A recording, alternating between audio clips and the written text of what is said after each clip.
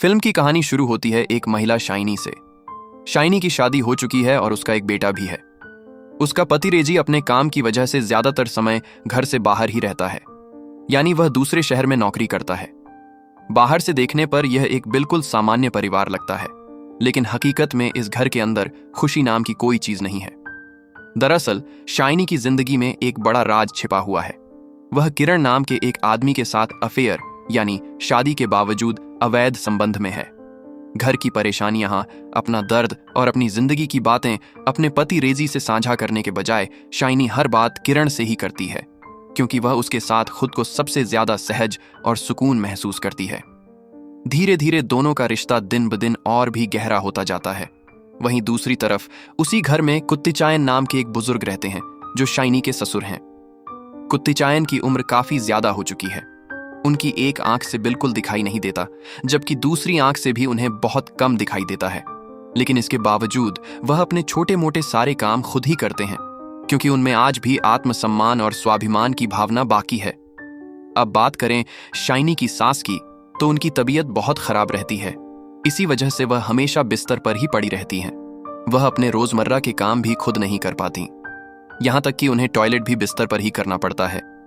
हालांकि उस गंदगी को घर के पीछे की तरफ निकालने का इंतजाम किया गया है, लेकिन फिर भी पूरे घर के आसपास हमेशा बदबू फैली रहती है। इसी वजह से घर में काम करने आने वाले लोग भी काफी परेशान रहते हैं। यहां तक कि शाइनी के हाथ की चाय या कॉफी पीना भी उन्हें पसंद नहीं होता। फिलहाल शाइनी की सास की देखभाल के लिए रीना नाम की एक होम नर्स रखी गई है, लेकिन शाइनी को अपने सास ससुर की देखभाल में जरा भी दिलचस्पी नहीं है। इसीलिए वह सारी जिम्मेदारी होम नर्स पर छोड़ देती है और खुद ज्यादातर समय किरण से फोन पर घंटों प्रेमियों की तरह बातें करती रहती है। दूसरी ओर कुत्तिचायन हर रोज भगवान से यही प्रार्थना करते हैं कि उनकी पत्नी जल्द से जल्द ठीक हो जाए, क्योंकि वह अपनी पत्नी से बेहद प्यार करते हैं। वहीं उनका बेटा रेजी भी महीने में सिर्फ एक बार ही घर आता है, सबसे मिलकर कुछ समय बिताता है और फिर वापस अपने काम पर चला जाता है। उधर किरण भी शाइनी के बहुत करीब आ चुका है। वह शाइनी का वैसे ही ख्याल रखता है जैसा शायद उसका अपना पति भी नहीं रखता। दोनों एक दूसरे के इतने करीब आ चुके हैं कि हर वह काम करने लगते हैं जो उन्हें नहीं करना चाहिए। लेकिन उनके इस रिश्ते का राज किरण के एक दोस्त को भी पता चल जाता है। तब वह किरण को चेतावनी देते हुए कहता है, देख दोस्त, शाइनी पहले से शादीशुदा है। अगर तुम्हारे और उसके अफेयर की बात गांव वालों को पता चल गई तो आगे चलकर बहुत बड़ी मुसीबत खड़ी हो सकती है। अपने दोस्त की यह बात सुनकर किरण के मन में डर बैठ जाता है। अब उसे हर वक्त यही चिंता सताने लगती है कि अगर आने वाले दिनों में उनके रिश्ते का सच सबके सामने आ गया तो इसका अंजाम क्या होगा। तो इसी बीच एक दिन होम नर्स रीना शाइनी से एक जरूरी बात कहती है। वह कहती है, मैं कल अपने गांव जा रही हूं और अब शायद वापस नहीं आ पाऊंगी, क्योंकि कोरोना के चलते पता नहीं कब फिर से लॉकडाउन लग जाए। इसलिए मैं अभी से अपने घर लौट रही हूं। आप किसी दूसरी होम नर्स का इंतजाम कर लीजिए। इतना कहकर रीना वहां से चली जाती है। यह सुनते ही शाइनी घबरा जाती है, क्योंकि अब तक उसकी सास की पूरी जिम्मेदारी होम नर्स संभाल रही थी। लेकिन उसके जाने के बाद यह जिम्मेदारी सीधे शाइनी के कंधों पर आने वाली थी। वहीं दूसरी तरफ कुत्तिचायन की आंखें ठीक से नहीं देख पाती, फिर भी वह अपने बस के छोटे मोटे सारे काम खुद ही कर लेते हैं। लेकिन होम नर्स के जाने के बाद भी शाइनी अपनी सास की देखभाल में कोई खास दिलचस्पी नहीं दिखाती, क्योंकि उसे यह सब बिल्कुल पसंद नहीं है। ऐसे में कुत्तिचायन ही अपनी पत्नी को समय पर दवाइयां देना, उनके कपड़े धोना और उनकी जरूरत का हर काम खुद करने लगते हैं। दूसरी तरफ अपनी सास के कपड़ों से आने वाली बदबू की वजह से शाइनी इतनी परेशान हो जाती है कि उसका ठीक से खाना खाना भी मुश्किल हो जाता है। अब यहां आपको लग सकता है कि शाइनी की हालत पर तरस खाना चाहिए, लेकिन आगे आपको पता चलेगा कि वह असल में कितनी खतरनाक है। हाँ, यह सच है कि शाइनी जिस परिस्थिति से गुजर रही है वह आसान नहीं है। लेकिन जरा सोचिए, अगर यही हालत उसकी अपनी मां की होती तो क्या वह उनके साथ भी ऐसा ही व्यवहार करती? बिल्कुल नहीं। असल में शाइनी अपनी सास को कभी परिवार का हिस्सा मानती ही नहीं। वह उन्हें हमेशा एक बोझ की तरह देखती है। और अफसोस की बात यह है कि ऐसी सोच हमें समाज में कई जगह देखने को मिल जाती है। इसी बीच शाइनी अपने पति रेजी को फोन करके कहती है कि जितनी जल्दी हो सके किसी नई होम नर्स का इंतजाम कर दें। लेकिन कोरोना के समय नई होम नर्स मिलना बहुत मुश्किल था। इसलिए रेजी उससे कहता है कि फिलहाल तुम्हें ही मां की देखभाल करनी होगी। और यहां एक बात साफ कर दूं, रेजी अपनी पत्नी की किसी भी जरूरत में कभी कमी नहीं छोड़ता।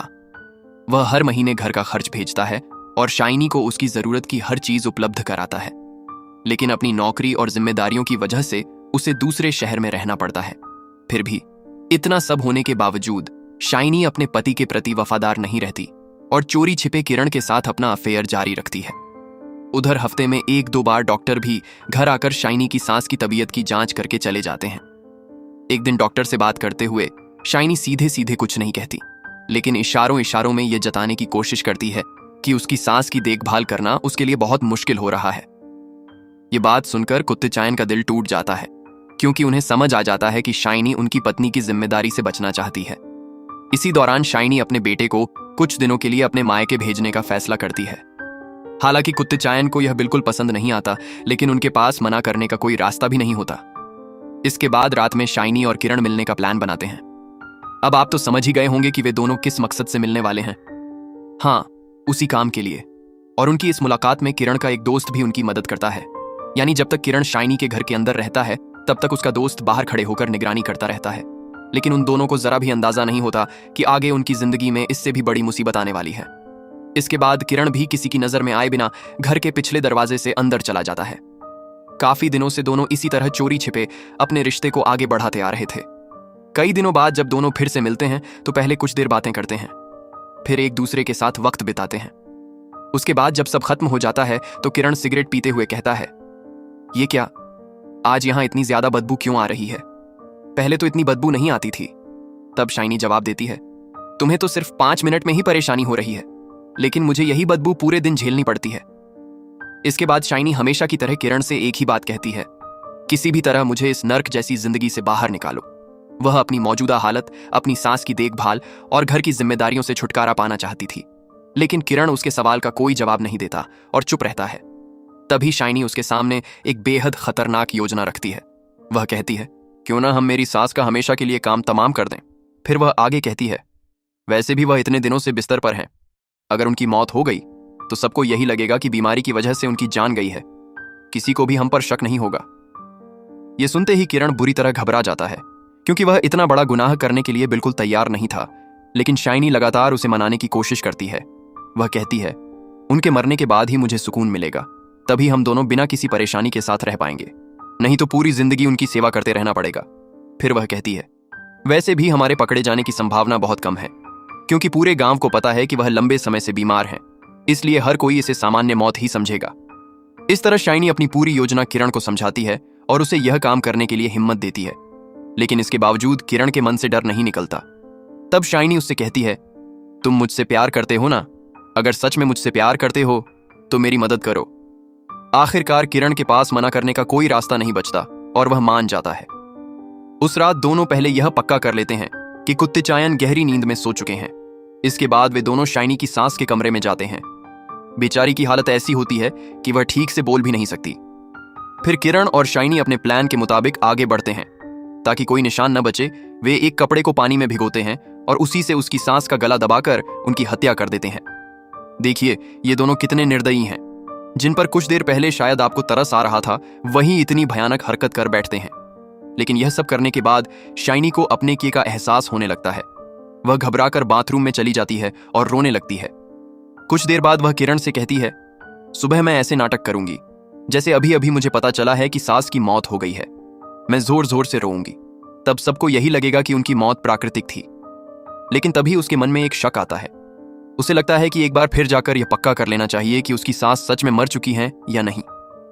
इसलिए दोनों दोबारा उस कमरे में जाते हैं। अब उन्हें पूरा यकीन हो जाता है कि उनकी मौत हो चुकी है। लेकिन तभी एक नई परेशानी सामने आ जाती है। जिस कपड़े से उन्होंने गला दबाया था, वह कपड़ा वहां दिखाई ही नहीं देता। यह देखकर दोनों के होश उड़ जाते हैं। वे सोचने लगते हैं, आखिर वह कपड़ा गया कहां? इसके बाद दोनों घबराकर उसे ढूंढना शुरू कर देते हैं। सबसे पहले अपने बेडरूम में तलाश करते हैं, लेकिन वहां भी वह नहीं मिलता। फिर वे कुत्तेचायन के कमरे में जाकर देखते हैं, लेकिन वहां भी कपड़े का कोई पता नहीं चलता। अब दोनों की घबराहट और बढ़ जाती है। तभी वे एक बार फिर सांस के कमरे में जाकर देखते हैं और इस बार वह कपड़ा जमीन पर पड़ा हुआ दिखाई देता है। यह देखकर शाइनी राहत की सांस लेती है। वह किरण से कहती है, अब हमें किसी बात की चिंता करने की जरूरत नहीं है। और इसके बाद दोनों एक बार फिर एक दूसरे के साथ अंतरंग हो जाते हैं। लेकिन उन्हें बिल्कुल भी अंदाजा नहीं होता कि इस घर के अंदर अभी एक और बहुत बड़ी मुसीबत उनका इंतजार कर रही है। उधर बाहर किरण का दोस्त अब भी उनका इंतजार कर रहा होता है। कुछ देर बाद किरण घर से बाहर निकलने के लिए दरवाजे के पास जाता है, लेकिन तभी उसके साथ एक अजीब घटना होती है। दरवाजा अंदर से बंद होता है। हैरानी की बात यह थी कि किरण पहले भी कई बार इस घर में आ चुका था, लेकिन ऐसा पहले कभी नहीं हुआ था। यह देखकर किरण और शाइनी दोनों बुरी तरह घबरा जाते हैं। अब उनके मन में सिर्फ एक ही सवाल उठता है, आखिर इस दरवाजे को अंदर से लॉक किसने किया? यह देखकर किरण और शाइनी दोनों बुरी तरह डर जाते हैं। उनके मन में शक होने लगता है कि कहीं किसी ने उन्हें फंसाने के लिए यह सब तो नहीं किया है। इसलिए वे फैसला करते हैं कि पिछले दरवाजे की बजाय सामने वाले दरवाजे से बाहर निकलेंगे। उन्हें लगता है कि बिजली नहीं होने की वजह से कुत्ती चायन को कुछ भी पता नहीं चलेगा। लेकिन जब वे सामने वाले दरवाजे के पास पहुंचते हैं तो वह भी बाहर से बंद मिलता है। अब दोनों की घबराहट और बढ़ जाती है। उन्हें समझ आ जाता है कि किसी ने जानबूझकर उन्हें घर के अंदर कैद कर दिया है। इसके बाद वे दूसरे दरवाजे से निकलने की कोशिश करते हैं, लेकिन वह दरवाजा भी अंदर से बंद होता है। यह देखकर किरण कहता है, कहीं यह सब कुत्ती चायन ने तो नहीं किया? लेकिन शाइनी तुरंत मना करते हुए कहती है, नहीं, ऐसा वह नहीं कर सकते। उन्हें ठीक से दिखाई भी नहीं देता। उनके लिए यह सब करना नामुमकिन है। तभी शाइनी की नजर एक और बात पर जाती है। उसे पता चलता है कि बिजली गई ही नहीं थी, बल्कि किसी ने जानबूझकर फ्यूज निकाल दिया था। अब उन्हें यकीन हो जाता है कि किसी ने पूरी प्लानिंग के साथ उन्हें फंसाने की कोशिश की है, लेकिन वह कौन है? यही सवाल दोनों के दिमाग में घूमने लगता है। शाइनी सोचती है कि कुत्ती चायन की नजर इतनी कमजोर है, इसलिए उनके लिए इतना बड़ा प्लान बनाना आसान नहीं होगा। तभी उसके मन में एक और शक आता है। वह किरण से कहती है, तुम्हारा दोस्त हमेशा तुम्हारे साथ आता है ना? कहीं उसे हमारे रिश्ते के बारे में पता चल गया हो? क्या वह हमें ब्लैकमेल करने के लिए यह सब कर रहा है? लेकिन किरण कुछ देर सोचकर कहता है, मान लिया कि यह सब उसी ने किया, लेकिन वह घर के अंदर से दरवाजा कैसे बंद कर सकता है?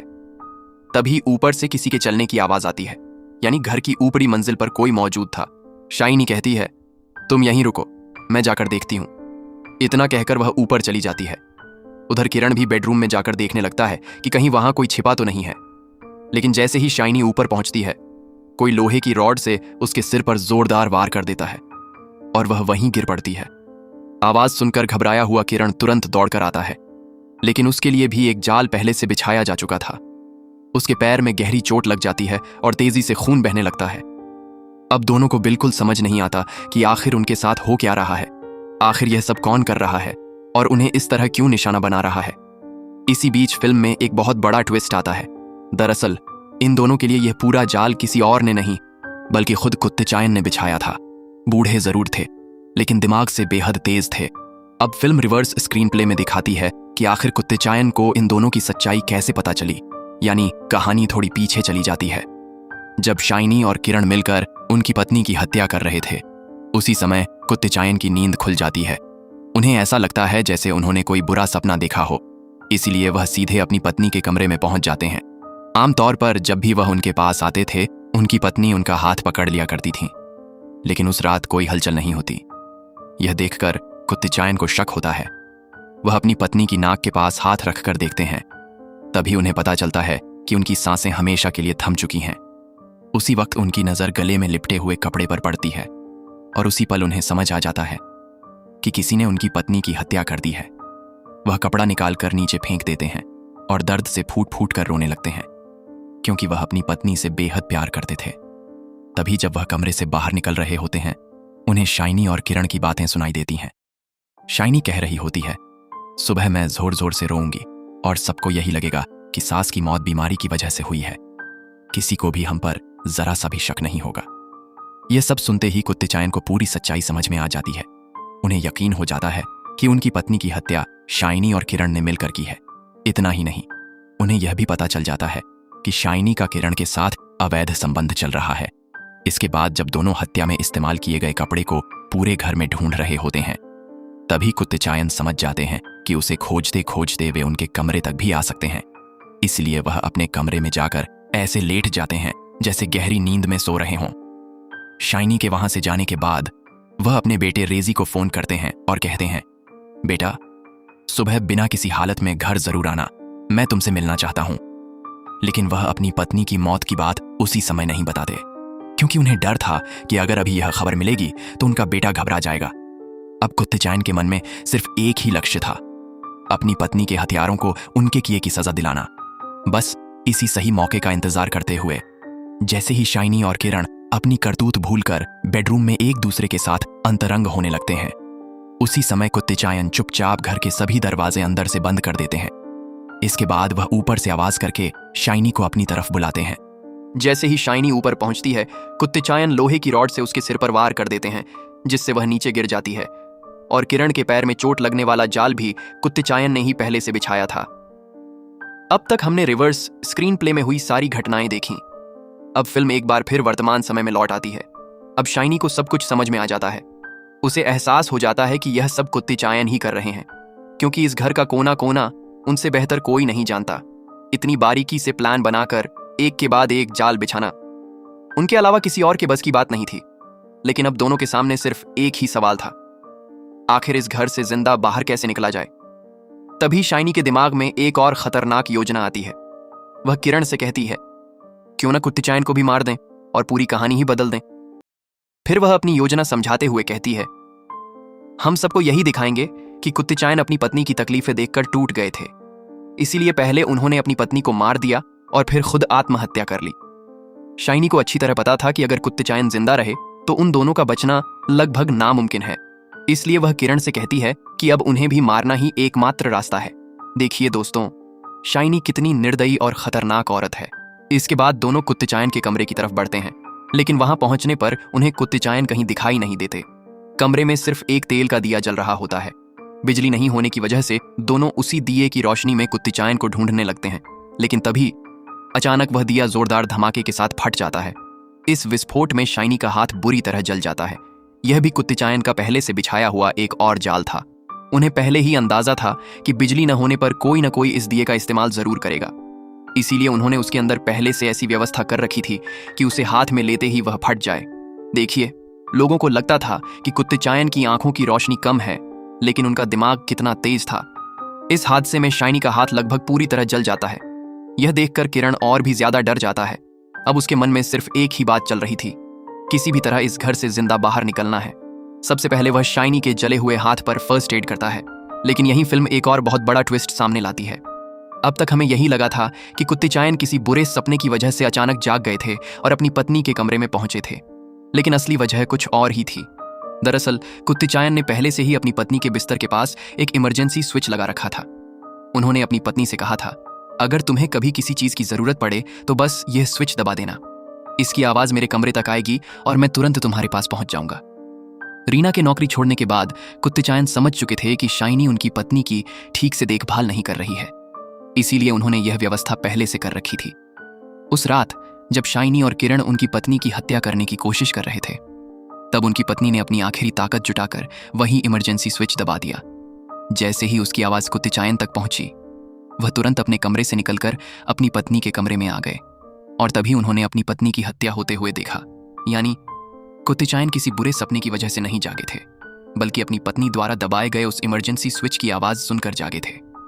इस छोटे से स्विच पर शाइनी ने कभी ध्यान ही नहीं दिया, क्योंकि उसे अपनी सास की देखभाल में कभी कोई दिलचस्पी थी ही नहीं। यहीं से फिल्म की पूरी कहानी एक नया मोड़ ले लेती है। उधर वर्तमान समय में जब शाइनी और किरण एक बार फिर शाइनी की सास के कमरे में जाते हैं तो उन्हें एक और बड़ा झटका लगता है। वे देखते हैं कि उनकी सास के कपड़े बदले हुए हैं। यह देखकर दोनों बुरी तरह घबरा जाते हैं। उनके मन में फिर वही सवाल उठता है, आखिर ये सब किसने किया। अब उन्हें पूरी तरह यकीन हो जाता है कि कुत्तेचायन को सब कुछ पता चल चुका है। उन्हें मालूम हो गया है कि उनकी पत्नी की हत्या शाइनी और किरण ने मिलकर की है। अब शाइनी समझ जाती है कि अगर कुत्तेचायन जिंदा बच गए तो वह उसके पति रेजी को पूरी सच्चाई बता देंगे। इसलिए इस बार वह कुत्तेचायन को ही हमेशा के लिए खत्म करने का फैसला कर लेती है। यह देखकर किरण भी अंदर ही अंदर डर जाता है। उसे समझ आ जाता है कि जिस शाइनी को वह मासूम समझता था, वह असल में बेहद खतरनाक और निर्दयी औरत है। इसके बाद शाइनी धीरे धीरे एक हथौड़ा उठाती है और कुत्तेचायन के पीछे बढ़ने लगती है। लेकिन कुत्तेचायन पहले से ही पूरी तरह सतर्क होते हैं। जैसे ही उन्हें कदमों की आहट सुनाई देती है, वह तुरंत सावधान हो जाते हैं। फिर उनके हाथ में जो भी सामान आता है वह उसे शाइनी और किरण की तरफ फेंकना शुरू कर देते हैं। इतना ही नहीं, हमला करने आए किरण को भी वह जोरदार जवाब देते हैं। इसी बीच जब शाइनी उन पर हमला करने की कोशिश करती है तो धक्का मुक्की में उसे भी जोरदार चोट लगती है और वह नीचे गिर जाती है। इसके बाद कुत्तेचायन किरण को पकड़कर नारियल का छिलका निकालने वाले लोहे के स्टैंड पर जोर से धक्का दे देते हैं, जिससे उसके शरीर के पिछले हिस्से में गंभीर चोट लग जाती है। अब दोनों बुरी तरह घायल हो चुके थे और इसी मौके का फायदा उठाकर कुत्तेचायन वहां से दूसरी तरफ चले जाते हैं। लेकिन इसके बावजूद शाइनी और किरण हार मानने को तैयार नहीं होते। वे फैसला करते हैं आज इस बूढ़े को जिंदा नहीं छोड़ना है।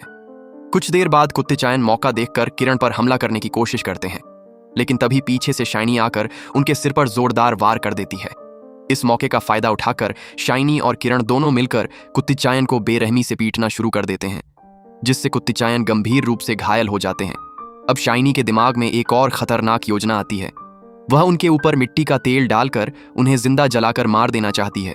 वह कुत्तेचायन को घसीटते हुए ले जाने लगती है और किरण से कहती है जल्दी जाकर मिट्टी का तेल लेकर आओ। लेकिन तभी कुत्तेचायन एक बार फिर अपनी सूझबूझ का इस्तेमाल करते हैं। वह अचानक शाइनी पर पलटवार करते हैं, उसे जोरदार धक्का देते हैं और वहां से निकलकर घर के दूसरे हिस्से में जाकर छिप जाते हैं। उसी समय मिट्टी का तेल लेने गया किरण भी वापस वहां पहुंच जाता है। अब दोनों को एक बात अच्छी तरह समझ में आ जाती है। जिस बूढ़े को वे कमजोर समझ रहे थे, असल में वह इतना आसान प्रतिद्वंद्वी बिल्कुल नहीं है। शुरुआत में उन्हें लगा था कि उम्र ज्यादा है, आंखों से ठीक से दिखाई नहीं देता, इसीलिए उसे आसानी से मार देंगे। लेकिन अब पूरी बाजी पलट चुकी थी। कुत्तेचायन को इस घर का एक एक कोना याद था, इसलिए सीधे मुकाबले में उन्हें हराना लगभग नामुमकिन था। यही सोचकर इस बार दोनों एक नई योजना बनाते हैं। वे समझ जाते हैं कि ताकत से कुत्तेचायन को हराना मुश्किल है, इसलिए अब वे मानसिक रूप से उन्हें तोड़ने की कोशिश करते हैं। शाइनी जोर से चिल्लाकर कहती है अगर तुम अभी हमारे सामने नहीं आए तो हम तुम्हारी मरी हुई पत्नी के शरीर पर मिट्टी का तेल डालकर उसे जला देंगे। यह सुनते ही कुत्तेचायन खुद को रोक नहीं पाते, क्योंकि उनकी पत्नी ही उनकी पूरी दुनिया थी। आखिरकार मजबूर होकर वह अपनी छिपने की जगह से बाहर आ जाते हैं। बस इसी मौके का फायदा उठाकर शाइनी एक बार फिर उन पर हमला कर देती है और बेरहमी से उन्हें मारने लगती है। लेकिन कुत्तेचायन अपने अनुभव और सूझबूझ का इस्तेमाल करते हुए एक बार फिर दोनों का मुकाबला करते हैं। उम्र भले ही ज्यादा हो गई थी, लेकिन उनका दिमाग अब भी पहले की तरह तेजी से काम कर रहा था। वह दोनों को फिर से चकमा देकर वहां से भाग निकलते हैं। इधर शाइनी और किरण अपनी चोटों से थोड़ा संभल ही रहे होते हैं कि उधर कुत्तेचायन इस मौके का फायदा उठाकर दूसरे कमरे में पहुंच जाते हैं और पुलिस को फोन कर देते हैं। दूसरी तरफ शाइनी हाथ में चाकू लेकर कुत्तेचायन को ढूंढ रही होती है। तभी उसे मोबाइल की घंटी बजने की आवाज सुनाई देती है। वह आवाज की दिशा में जाती है और देखती है कि वह कुत्तेचायन का मोबाइल है। दरअसल कुछ देर पहले उन्होंने पुलिस को फोन किया था, लेकिन पूरी बात बताने से पहले ही कॉल कट गई थी। इसी वजह से अब पुलिस उन्हें दोबारा कॉल कर रही थी। यह देखकर शाइनी घबरा जाती है और किरण से कहती है देखो, उस बूढ़े ने पुलिस को फोन कर दिया है। अब पुलिस इस कॉल को ट्रैक करके कभी भी यहाँ पहुंच सकती है। उनके आने से पहले हमें उसे मारना होगा और यहाँ से भागना होगा। लेकिन दोनों पहले से ही बुरी तरह घायल थे, इसलिए कुत्तेचायन का सामना करना उनके लिए आसान नहीं था। तब शाइनी किरण से कहती है अपने दोस्त को फोन करो और उसे एयर वेंट के रास्ते घर के अंदर आने के लिए कहो। किरण तुरंत अपने दोस्त को फोन करके अब तक हुई सारी घटना बता देता है। ये सब सुनकर उसका दोस्त भी हैरान रह जाता है। वह पहले मुख्य दरवाजा खोलने की कोशिश करता है, लेकिन जब उसे पता चलता है कि घर के सभी दरवाजे बंद हैं, तो वह एयर वेंट के रास्ते घर के अंदर घुसने का फैसला करता है और कुछ ही देर में वह उसी रास्ते से घर के अंदर प्रवेश कर जाता है। कुछ देर बाद किरण का दोस्त एयर वेंट के रास्ते घर के अंदर दाखिल हो जाता है। अंदर आते ही जब वह किरण और शाइनी की हालत देखता है तो उसके होश उड़ जाते हैं। जब उसे पता चलता है कि यह सब कुत्तेचायन की वजह से हुआ है और वह पास वाले कमरे में छिपे हुए हैं, तो वह बिना देर किए उन पर हमला करने के लिए दौड़ पड़ता है। लेकिन कुत्तेचायन ने उसके लिए भी पहले से एक जाल बिछा रखा था। जैसे ही वह आगे बढ़ता है, उसी जाल में फंसकर जमीन पर गिर जाता है। सच कहें तो जिस पल उसने बाहर से दरवाजा खटखटाया था, उसी वक्त कुत्तेचायन समझ गए थे कि कोई तीसरा आदमी भी इस खेल में शामिल है, इसलिए उन्होंने उसके लिए भी पहले से तैयारी कर रखी थी। मौका मिलते ही कुत्तेचायन उसके सिर पर जोरदार वार कर देते हैं और वहीं उसकी कहानी हमेशा के लिए खत्म कर देते हैं। यह देखकर शाइनी और भी ज्यादा डर जाती है। अब उसे यकीन हो जाता है कि कुछ ही देर में पुलिस यहाँ पहुंच जाएगी। वह सोचती है कि अगर पुलिस को उसके और किरण के रिश्ते के बारे में पता चल गया तो सबके सामने उसकी इज्जत मिट्टी में मिल जाएगी। इसी डर की वजह से वह किरण से छिपकर अपने पति रेजी को फोन करती है। वह रोते हुए कहती है घर में कोई चोर घुस आया है, मुझे बहुत डर लग रहा है, मैंने खुद को कमरे में बंद कर लिया है, प्लीज अगर आप नहीं आ सकते तो अपने किसी दोस्त को ही घर भेज दीजिए। लेकिन उसकी यह पूरी बात किरण सुन लेता है। उसी पल उसे समझ आ जाता है कि शाइनी उसे बलि का बकरा बनाकर खुद बच निकलना चाहती है। उसे एहसास हो जाता है कि जिस चोर की बात शाइनी अपने पति से कर रही है वह कोई और नहीं बल्कि वही है। देखिए शाइनी कितनी चालाक और खतरनाक औरत है। यह बात समझते ही गुस्से से भरा किरण शाइनी पर हमला कर देता है, लेकिन शाइनी भी चुप नहीं बैठती। वह भी पलटकर उस पर हमला कर देती है। कुछ ही सेकंड में दोनों एक दूसरे की जान लेने पर उतर आते हैं।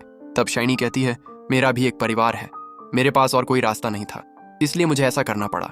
यहीं से दोनों का रिश्ता पूरी तरह टूट जाता है। जो लोग कुछ देर पहले तक एक दूसरे के लिए सब कुछ करने को तैयार थे, अब वही अपनी जान बचाने के लिए एक दूसरे के दुश्मन बन चुके थे। इसके बाद किरण एक बार फिर कुत्ते चायन को मारने की कोशिश करता है, लेकिन इस बार भी वह कुत्ते चायन के बिछाए हुए जाल में फंस जाता है। उसके सिर पर जोरदार चोट लगती है और वह जमीन पर गिर पड़ता है। इसी बीच कुत्ते चायन जाकर घर का फ्यूज वापस लगा देते हैं और दरवाजा खोलने के लिए आगे बढ़ते हैं। लेकिन उसी समय जमीन पर पड़ी शाइनी अचानक चाकू उठाकर उन पर पीछे से हमला करने की कोशिश करती है। देखिए, इतनी मुश्किलों के बाद भी उसके मन में जरा भी पछतावा नहीं था। लेकिन कुत्ते चायन समय रहते संभल जाते हैं। वह पलटकर शाइनी के सिर पर जोरदार वार करते हैं और उसे वहीं गिरा देते हैं। इसके बाद वह अपने मुंह में छिपाई हुई चाबी निकालते हैं और घर का दरवाजा खोल देते हैं। उसी समय पुलिस भी वहां पहुंच जाती है।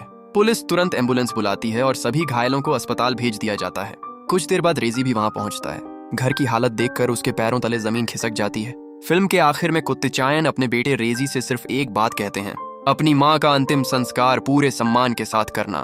बाकी जिन लोगों ने यह पाप किया है उन्हें कैसी सजा देनी है, यह फैसला भगवान करेगा। जब रेजी घर के अंदर जाकर सब कुछ अपनी आंखों से देखता है तो उसे पूरी सच्चाई समझ में आ जाती है और यहीं पर फिल्म खत्म हो जाती है। तो दोस्तों, यही थी उड़ल फिल्म की पूरी कहानी। अगर आपको यह वीडियो पसंद आया हो तो इसे लाइक जरूर करें। इस फिल्म के बारे में अपनी राय हमें कमेंट करके बताइए और ऐसी ही शानदार हिंदी मूवी एक्सप्लेनेशन देखने के लिए हमारे चैनल को सब्सक्राइब करना बिल्कुल मत भूलिए। धन्यवाद।